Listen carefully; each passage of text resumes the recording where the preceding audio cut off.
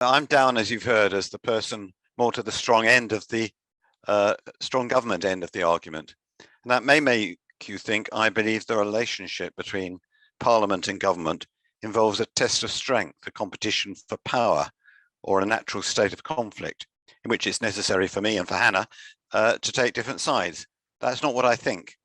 Instead, the great virtue of our constitutional arrangements, in my view, is that in practice, they require government and Parliament to work together.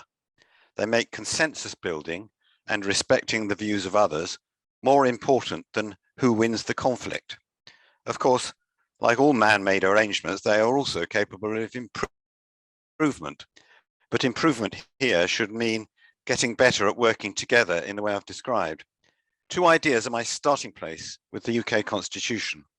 First, what really influences the decisions that politicians make is what it is politically possible for them to persuade others to accept. Rules that lay down what can and cannot be done are very much less important. After all, the system allows rules to be changed. Secondly, everything affected by political decision-making is connected. You cannot line up the decisions and make them separately one by one. You have to make sure that all your decisions fit together.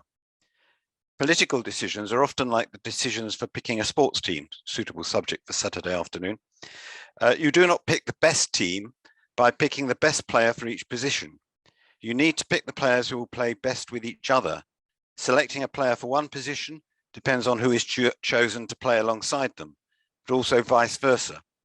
So in government, for example, you cannot decide how to fund one part of the system without considering whether the funding you provide will require less funding for other things.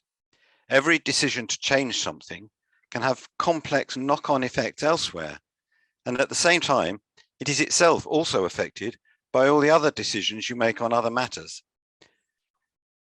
The effect of this is that someone does need to be democratically responsible and answer for how all the decisions fit together and for the knock-on consequences that result from everything being connected.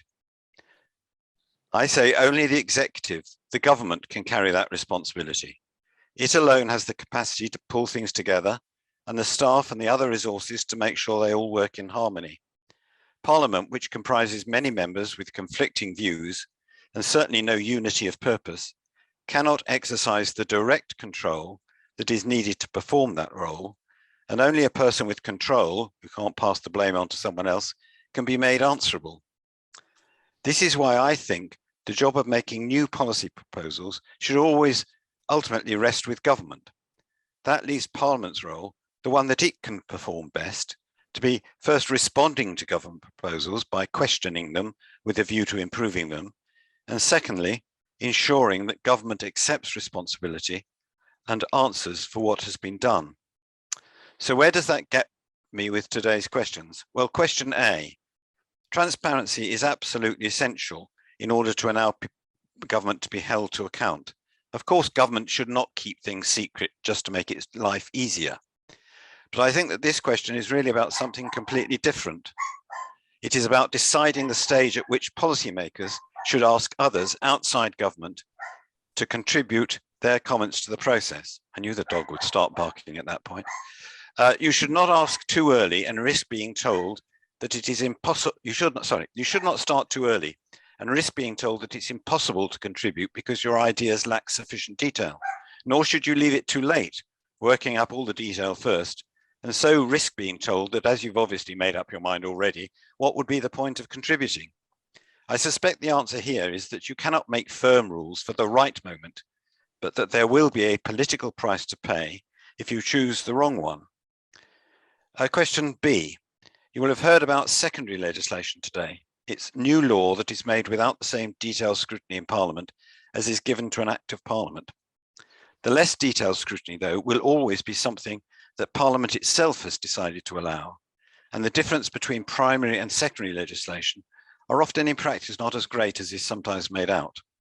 Also, when secondary legislation is used for doing something that Parliament would really like to look at more closely, it will usually in practice be possible for Parliament to ensure it does look at the matter more closely. The answer here, in my view, probably lies in considering whether parliamentary procedures can be improved so that secondary legislation that Parliament decides it would, after all, like to look at more closely, is identified and does not slip through the net. Questions C to E, I think we can talk about these in more detail later. They all raise for me a similar question about how much more Parliament can do and should control without that undermining the role of government, and by undermining the role of government, making it more difficult for government to be answerable to the electorate for what happens.